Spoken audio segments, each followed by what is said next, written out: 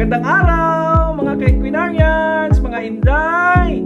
Sa bawat araw ng inyong trabaho sa ibang bansa, tandaan ninyo na ang positibong pag-iisip ay may malaking epekto sa inyong buhay.